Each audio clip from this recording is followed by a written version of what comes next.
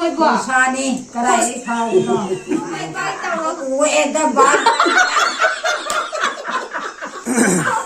Diwali ki keno tawwa mai than doi ne mai than ma loiraga khoi giveaway tawjarani si leire bombla ji ma khoi nga ade lerakune si lai kat na mithai ke si leire duga haira si leire ai si leire si leire em đang chụp hồ sê Yam năm bữa nay tụi mày chỉ tới bay ta rồi, là lâu nhé thì sẽ là sẽ lôi đến xa không có cái tờ thì là suy lạc tới lá nè. Tao không nghĩ ai đi green grand cả rồi ai đi cái thằng India đó. Còn như mà thật sự hiện là còn được.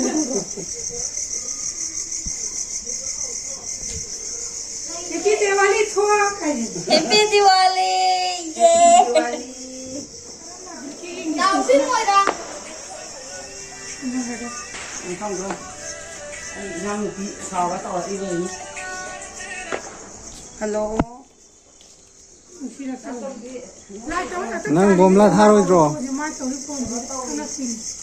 mà chưa thì tôi lâu có tôi cạo kê thì chú ta mới lâu xíu có tôi cạo kê lấy bộ đây ở đây bộ không lấy bộ mấy anh làm bắt lấy bộ đã yeah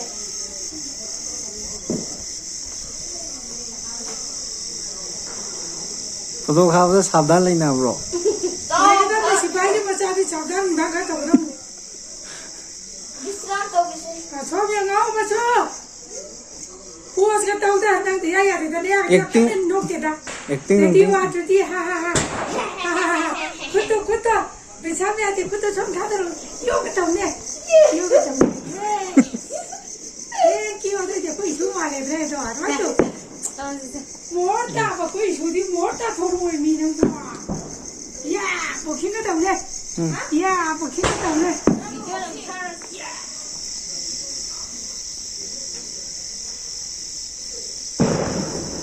nang kulum mo ito sao ra nó mai rồi đó nó mai cái ôi lắm đó nó mai cái gì lôi liền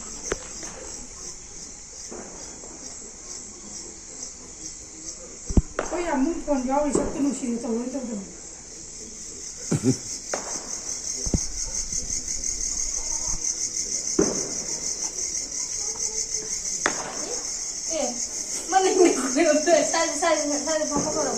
lao si bomla si keno makeup is tha ro video mate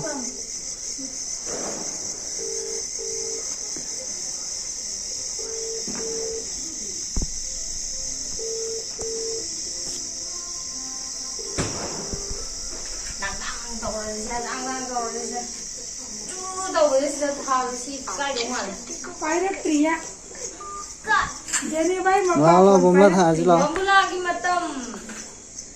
Machakri di makha tha dong ni ko. keno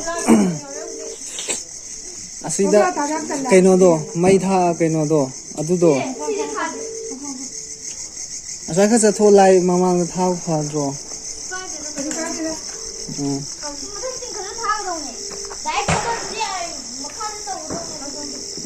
châu da na tha wo Sija. Sija. Ibu. Ibu. Bapa. La o hai cái tao cái mà cũng bây giờ lo hai rồi. Chị nini aho bina tiền chú cao khát bini là o. Bang bang na tiền chú nè cái gì vậy? Nó xoay sinh thật cái gì nhé.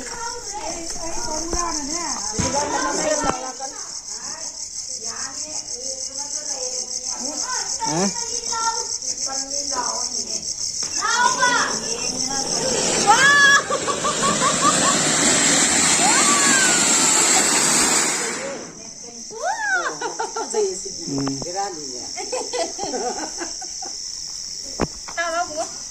ko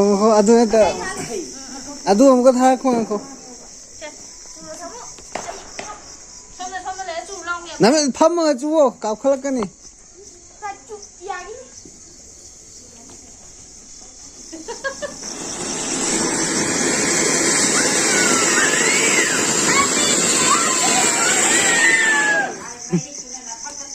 Taruh ibu, kata untuk kita. Jatuh nak file.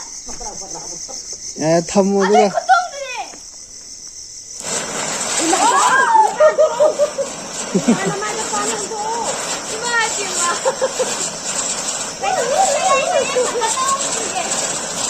Nung bebe ni kita ungkit. Hang tahu krek. Apa lagi ba? Asyik pernah tahu.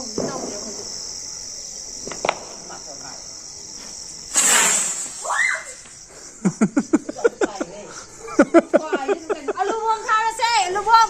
Oi, bom la to. Asai lang thu, nakong pang mo ni. Kasum tahu ini. Aja curah saya lang ko.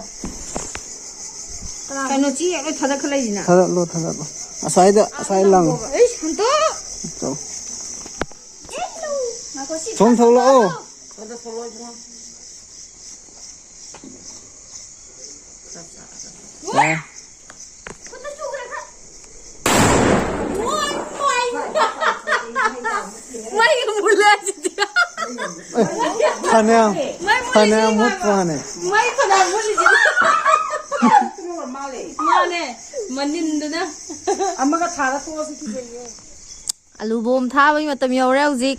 Alu bom la hai alu wai sutli bom hai ba gum sutli bom mai khang de da bom ne se je khara ma bungoi bani tha gre gum tau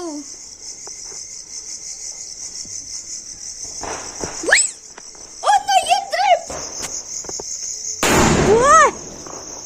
wai mai acha se je ni jo nik pa kendan je bom pokhai ba pumut mut ke ai de Diwali happy Diwali kai ka tha bane loi mut khre lo shalak pa gi hai tare ko se bom am ta pokhar or sam ka okay yendra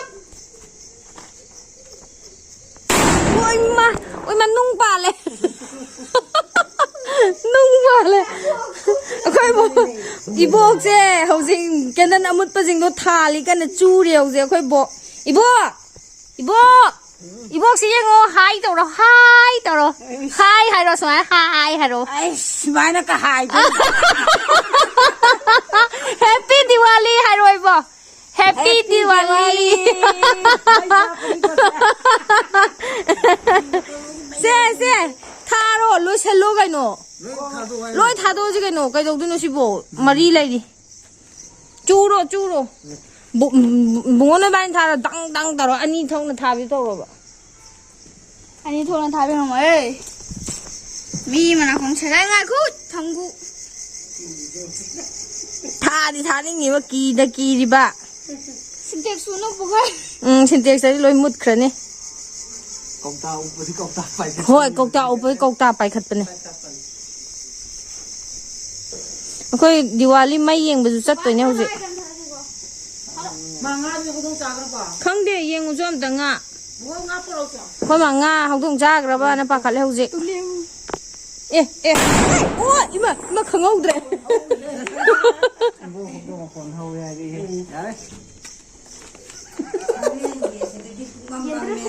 reaction wai Mai ta re. tha do loi ma ôi ma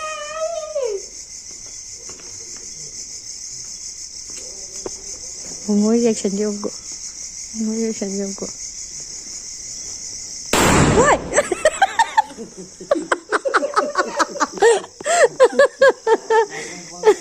Na cùng bằng chân lại bà. Chôm nhà ngó mua anh kìa. Last. Xin đây xin khang ngay. Bông bula gì xin khang ngay chân lên. Si yam dre kaino mera thagi sana dei loi ko khre ngasai hek pada decoration ne thi li jing di sina lai sang ꯂꯥꯏꯁꯪ ꯃꯩ ꯂꯣꯏ ꯃꯝꯈ꯭ꯔꯦ ꯑꯗꯒꯤ ꯒꯥꯔꯤ ꯃꯃꯥꯡꯗ ꯑꯃꯒ ꯍꯣꯏ ꯃꯥ ꯈꯪꯉꯤꯅꯦ ꯈꯪꯉꯤꯅꯦ ꯒꯥꯔꯤ ꯃꯃꯥꯡ ꯁꯦ ꯊꯥꯔꯣ ꯊꯥꯔꯣ ꯊꯥꯔꯣ ꯇꯨꯡ ꯂꯧꯊꯣꯛꯈꯤꯕꯗ ꯑꯗꯨꯝ ꯐꯔꯛ ꯇꯥꯕꯅꯤ ꯇꯥꯗꯕꯅꯤ oi hundoꯛꯇ꯭ꯔꯤꯉꯩ ꯄꯣꯈꯥꯏ अरे ꯆꯥꯕ꯭ꯔꯣ ꯐꯨꯠꯂꯝꯃꯅꯤ ꯐꯨꯠꯂꯕ ꯌꯥꯔꯦ ꯐꯨꯠꯈ꯭ꯔꯦ ꯀꯌꯥꯝ ꯌꯥꯗ꯭ꯔꯦ ꯇꯥꯛꯑꯦ ꯈꯤꯇꯪ ꯃꯔꯤꯗ ꯈꯔ ꯆꯠꯈ꯭ꯔꯦ ꯌꯥꯝ ꯊꯨꯏꯌꯦ ꯁꯤꯗꯤ ꯌꯥꯝ ꯊꯨꯏ ꯍꯥꯏꯕ अदो मेरा बिजली बम आ जे ꯕꯤꯖꯂꯤ ꯕꯣꯝ ꯂꯣꯏꯔꯕ ꯅꯪ ꯊꯥꯔꯣꯏ ꯍꯥꯏꯔꯣ ꯑꯁ ꯑꯆꯥ ꯀꯌꯥꯝ ꯊꯤ ꯆꯥꯒꯦ ꯇꯨ ꯆꯥꯈ꯭ꯔꯦ ꯕꯨꯝꯕꯨꯂꯥꯅ ꯇꯥꯕꯗ ꯃꯔꯤꯗꯨ ꯆꯥꯏ ꯅꯠꯇ꯭ꯔꯣ ꯍꯣꯏ ꯃꯔꯤꯗ ꯆꯥꯏ ꯍꯥꯏꯕ ꯅꯠꯇ꯭ꯔꯦꯍꯦ ꯁꯤ ꯃꯈꯣꯡꯁꯨ ꯆꯥꯛꯑꯦ ꯃꯈꯣꯡꯁꯨ ꯇꯠꯂꯦ ꯌꯥꯔꯦꯁꯦ ꯏꯃꯥ ꯏꯄꯦꯝꯃ ꯆꯍꯤ ꯑꯃꯒꯤꯗꯃꯛꯇꯕꯨ ꯐꯣꯡ ꯐꯣꯡꯅ ꯄꯣꯛꯈꯥꯏ ꯂꯣꯏꯔꯦ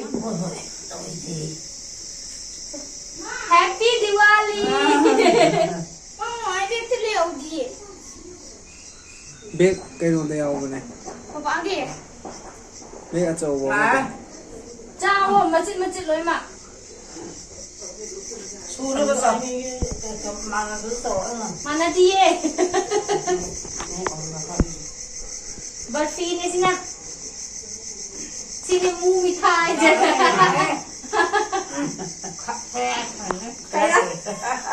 kaya thalla de 바로 자 야가 나도 나오나 보라 비디오 parege nako sami adu papa le bio adu do पापा ये लीजिए ꯁꯤꯒꯤ ꯀꯩꯅꯣꯗꯨꯗꯤ ꯁꯤ ꯃꯊꯛꯇ ꯂꯩꯁꯟꯅꯕꯗꯣ ꯄꯨꯔꯣ kaino de amani adu do bag ta dum yamane hai bai nai de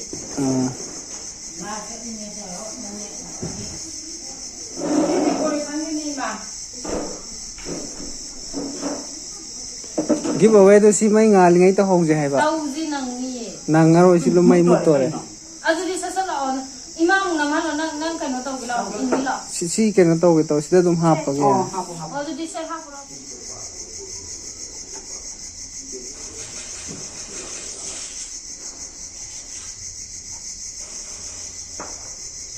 happy Diwali happy diwali happy Diwali ꯗꯤꯋꯥꯂꯤꯗ ꯄꯨꯖꯥ ꯇꯧꯕ tongnai ꯑꯦꯅꯤ ꯄꯨꯖꯥꯗ ꯅꯨꯄꯥꯗ ꯑꯗꯨꯝ ꯄꯨꯖꯥ ꯇꯧꯕ ꯌꯥꯏ ꯃꯉꯣꯟ ꯑꯣꯏꯔꯣ ꯅꯪꯒꯤ ꯄꯥꯝꯖꯕꯗꯤ ꯊꯤꯡꯖꯔꯣ sina kaino mithai ya ni jan ge nang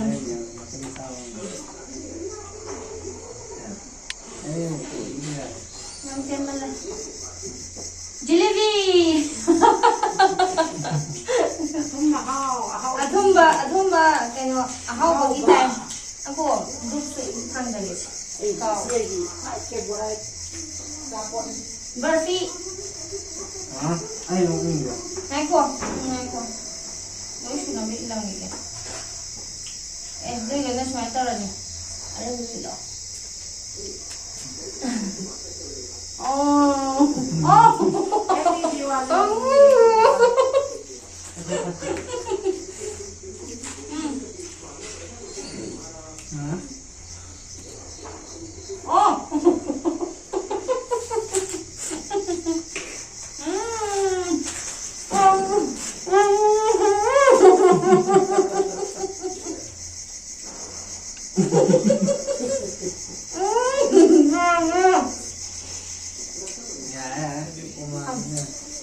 नने थैनुगी त थमो चाप चालाक ने आइदो अथमा हाउ त चाया मिदो आई जन जा रही को आई खा तो angang lo thungi ko kitang chung ko itang lagi komla ga thengan ba ya de ko komla da ni am phatri ji ma diwali ki mithai ja ga dong mi sida lok to ga yam ja ya de kitang ya pha thenga lu ko ba ki ko ta ki ta ma marfi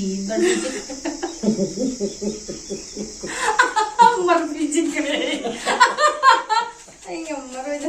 Ibu, con đang chặt lên cái cổ. Ising kurang mo. Adudi mayam ngasi Diwali ga mari leinana mayam gi damakta khoina gift away tawzarage na hanadagi har lebdo ngasi Diwali gi khudong chaba lawraga gift away gi video khoi semjarage na thorang tawzare sida keno aina lottery da hapchaga na lokhachaba mi sing do ai comment tawbirakpa mi sing do ai sida lokhachare duga gift away se tawtharage ye Yengo, asida na mi maming, sida na prosat maming, prosat laki. Ato di othara age. Namsal lo kara. Ima da tum pira ke ko. Hamba yen da bi lokhat ke ko. Yen aga di kana lokhat da. Lokhat age. Pero Si kanano Daimis kuman na eh. Daimis kuman. Inge. porta. Daimis posa tare. Daimis prosat age. Daimis na tabam da bhaw gidore. Aduga next ero sina kanano Babita thokpam hai. Porta. Babita thukpam prosat agre. Babita thukpam kagidre. Porta. Bhaw gidre. Jeng. Amo kale Ngaku kita ngoti. sina malengan di elang bom hai. Malem nganbi elangbam Porta. prosat. Yang pajai prosat kai di. Koi mane prosat ai je.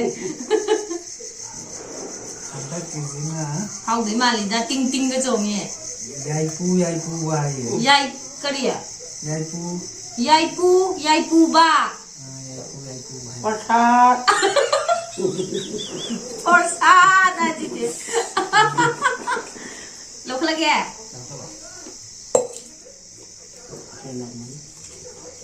Sina karino akoi jam arbis sai male. Aku jam arbis Porta. asko hau di ngan sini yang chat le. Lok lagi. Pero ama daw ya bre. Kan mo mi ye ngan gai ye. Prosat lau gai ye. Ngako. Sina Ibu si pamula yang jelas. Tawam lo. Josila okram Josila okram imaming hari. Josila okram. Porta. Prosat. Ibu si pamula. Marup oli ni bok lotri. Nilo. Choki de family Chokri da pama di kuro ye bok. Da pama. Mayam ibu laki bu Ibu laki bagaloy na PR number. Yari. Ibu na prosat nungsat laki na lawa ya khoi bokta mu na lagi. Ming lo khale na kai ba laki ki kai gumba kai prosat laki du lo khale. Tihais rohana hai ro. Tihais rohana. Ai porta. Hai prosat. Tihais rohana hai prosat aji. Amalo Kalage. Ayo. Pila kaya? Ibu se. Ada kizina langlen Thoi bi. Bleng aku. Daw ya. Ipan super di bong. Daw ya. Kaya sa lagi. Ipan jale. Ahum taruk tarik nipan jale. Ay mo lokal dai. Nah, lokal ba. Rosni MK. Rosni MK. Sudah mapan daw ni porta. Mapan suku daw mo prosa lagi re. Lokal cari number. Sina yenkom memita hai. Yengkom memita. Porta ni. Porsa. Daw o khak ya ni ni. Kunan. Ama lokal Lokal cari number. Porta wa dong ni. Gigi hai. Gigi. busy จะเข้าตรงมาเลยมา พอสา ผู้ชายสุขภาพไหนกินได้ไหมนุ่งไงดีนุ่งไงดีนุ่งไงดีนุ่งไงดีนุ่งไงดีอามามุลขันละจีนุ่นจะไอ้น่ะโอ้ยน่ะติ้งติ้งติ้งติ้งขับไปเลยได้ปะ ดาวยาบินี่ जुली थिंगा मैं จุลีทิงงามโพสต์ไอ้ภาษาขันเลยเราเข้าใจเป็นนัมเบอร์ภาษาขันเลยหกสิ कलाजी เราเข้าใจเป็นนัมเบอร์เราเข้าเลยแกเราเข้าเลยแก खोबान तावम मालियम ของบันตาบัมมาเลนโพสต์มึงไงขันเลยอยู่ตัว ลาจะต้องลงตรง มียำยำเนี่ยดูนั่นเนี่ย अमा मुलो कले อามามุลขันเลยมียาม ดาว ไม่ ยา อะ บินี่ เราเข้าเลยแก เราก็บอกสินะบินิสไซส์น้ำไหม บินิสไทส์นา เห็นไหมบอก ยำกุยทางนี้เองโพสต์เจโร่ พอสา ไม่เอาคุณน้ำเจโร่โพสต์งานไงกับโพสต์งานไงกันเลย โอ้เราคัดเลย มาอันนี้ดูลง อันนี้เราคนเดียว มาไอ้ดูอันนี้ลงกันเลยอันนี้มึงยังไงสิอะไร พอสาอะไรวะนี่ เขาเช่าอะไรกันที่ให้เลย พอสานี่ ว่าแห้งบ้าง ว่าแห้งบัมราซินีฮะหรอเรซิน่า พอสา โพสต์ชินกันเอาจ้ะเนาะ อะไรทำมันเลย ยูบูชิฮัง พอ ดิ สาอะไรวะเนี่ยปะ เอ็มโซเนีย MM โซเนีย ดาวยาบินี่ปะ มาดาวยาบินะโพสต์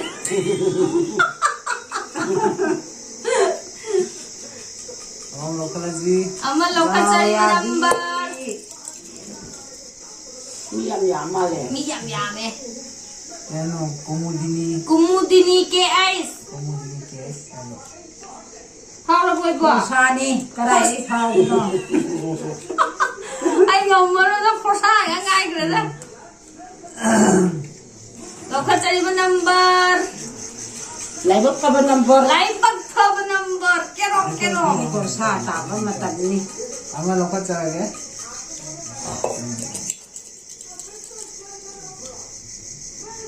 คันไอ้ปากแกใช่ใช่เนาะ มาจ้า มัจจาอาโจบันนัตบะโพสาลากองนัมเบอร์จิตเทกนับฟุลล์จัดปีโรมาปุยอมปีจันสิ เราคัดเลย ไอ้โพสางอะไรจีบ่ พอสานี่ as ibu no important น้ำไม่ยังบ่ tina maing bam พอสานี่ ko yu su pau pau nai bi เท่าเลยอ่ะค่อยพูด dek dek dek jai number ma pu yo pi tham Diwali gi lagao khao ni ne โฟนดูกันอะไร phone chu kan lai ai phone ga ni lo ฮัน phone นี่สตาร์ ken ha โอ้โหโอ้โห Honey star พ sana อ thong สา Porsa นับเลยนี่มันไม่เห็น mi ma ming ne na Honey star hai je Porsa hai je เอาเราคนละ Lộc là kê Học đúng mà li hê Tinh tinh tinh tinh chuông hê Mà bùi học bị thăm bàn Mà bùi cái đê พอสา โซเฟียคูมัน Sophia Kuman พอสา Porsa lại khê Lâu khất cho đi một number Pia number Jura number Jera ning group ไอ้ยังเราคัดเลย Lâu khất là kê Lâu khất là kê Lâu khất là kê mà เราคัดลง Nanawari ka ba Ibo Ay hangit ang ramani อ่าลักกี้นี่เฮ้ May laki niya ye อาร์โน Kanano อาร์โนมา ลักกี้ Laki Arnon mangangi laki Ay, may siya, Rojak ay, eh Laki na tao ko da ไม่ไหวนะ Ang tingin ka kanano ลงนั่นนี่ Arnon mangang hariba misat asina lucky draw sige winner haibadi lucky person haibadu oy kre nga sige lagaw gi Happy Sige Diwali happy Diwali ga mari lagna na ay gi giveaway gi giveaway gi lottery je kay ba mamin je Arnon mangang haizina winner oy kre adudi ay nga sige giveaway gi kano lottery gi kano sida video sida Arnon mangang hariba ꯅꯨꯄꯥꯁꯤꯅ ꯅꯨꯄꯥ ꯅꯨꯄꯥ ꯑꯣꯏꯗꯣꯏꯔꯥ ꯅꯨꯄꯤ ꯑꯣꯏꯗꯣꯏꯔꯥ ꯈꯪꯗꯦ ꯑꯥꯔꯅꯣꯟ ꯃꯉꯥꯡ ꯍꯥꯏꯁꯤꯒꯤ ꯀꯩꯅꯣꯁꯦ ꯑꯩꯒꯤ ꯁꯕꯁꯀ꯭ꯔꯥꯏꯕꯔꯁꯤꯅ ꯀꯃꯦꯟ ꯇꯧꯕꯤꯔꯛꯑꯣ ꯑꯗꯨꯗꯨꯒ ꯁꯣꯝꯒ ꯀꯩꯅꯣ ꯍꯥꯏꯗꯤ ꯂꯤꯡ ꯐꯥꯎꯅꯕ ꯌꯥꯕ ꯀꯟꯇꯦꯛ ꯐꯥꯎꯅꯕ ꯌꯥꯕ ꯃꯑꯣꯡꯗ ꯀꯩꯅꯣ ꯇꯧꯕꯤꯔꯛꯑꯣ ꯑꯩꯈꯣꯏ ꯑꯩꯒꯤ ꯉꯝꯖꯕ ꯍꯥꯏꯇꯥꯔꯦꯀꯣ ꯗꯤꯋꯥꯂꯤꯒꯤ ꯃꯔꯤ ꯂꯩꯅꯅ ꯑꯩꯒꯤ 10K ꯁꯕꯁꯀ꯭ꯔꯥꯏꯕꯔ ꯁꯨꯈꯤꯕꯒꯤ ꯑꯩꯅ ꯀꯩꯅꯣ ꯒꯤꯐ ꯑꯋꯦ ꯇꯧꯖꯒꯅꯤꯅ ꯍꯥꯏꯈꯤꯕꯗꯣ ꯈꯨꯗꯣꯜ ꯄꯣꯠꯇꯣ ꯑꯩ ꯍꯦꯟ ꯑꯣꯚꯔ ꯇꯧꯕ ꯂꯥꯛꯆꯗꯣꯏꯅꯦ ꯑꯗꯨꯅ ꯑꯥꯔꯅꯣꯟ ꯃꯉꯥꯡ ꯍꯥꯏꯁꯦ ꯑꯩꯒꯤꯗ ꯀꯩꯅꯣ ꯇꯧꯕꯤꯔꯛꯑꯣ ꯄꯥꯎ ꯑꯝꯇꯪ ꯐꯥꯎꯅꯕ ꯌꯥꯅꯕ ꯑꯝꯇ ꯁꯦꯝꯕꯤꯔꯛꯑꯣ ꯑꯗꯨꯗꯤ ꯍꯦꯄꯤ ꯗꯤꯋꯥꯂꯤ ꯃꯌꯥꯝ पुनः विश पियो हैप्पी दिवाली हैप्पी दिवाली इबो हैप्पी दिवाली तो वो हैप्पी दिवाली हाय हाय हाय हाय हाय उनको hi bye bye hi hi bye bye hi hi bye bye hi hi bye bye अदो मैं पुनः happy Diwali wish you happy Diwali अमसुंग हैप्पी निंगोल चाकौबा मैं पुनः निंगोल पुनः मकी अदो आइगी वीडियो जिगी कइनो जे लकी ड्रॉ जे कई हाबिनो माहुस की तो आर्नोन मंगांग हाबिदुना आइगी सब्सक्राइबर दुना कइनो गिफ्ट अवे की लॉटरी जे विनर ओइग्रे दुदी कमेंट तो बिरो मा सोंगा आइगा कइनो तोंगना पाव फाउनरगा आइगी खाउ लै तो खौथि गय अरन मरो लोला ngасari ki harau yoro pidra thome tabane aga pau hamner si akoi momra thome dia aga ai मैं अपना मतलब इस पिज़्ज़ा ai ngamaro ita मेरा ये सही Misalnya saja ikai masih dora. Aduh ni मैं Amai ngasih di video je loisan jaga ko sai jun tu cara ke cameraman ko sai sida lai jare cameraman ga loina na pau pijare bang ngasih ki Yumnam Janiva Devi wife of Yumnam Rojan Singh Dada Yaima. Thank you ma'am. Bye bye. Bye bye taro ma'am. Bye Bye bye taro. bye bye. Ibo bye bye taro. Bye bye.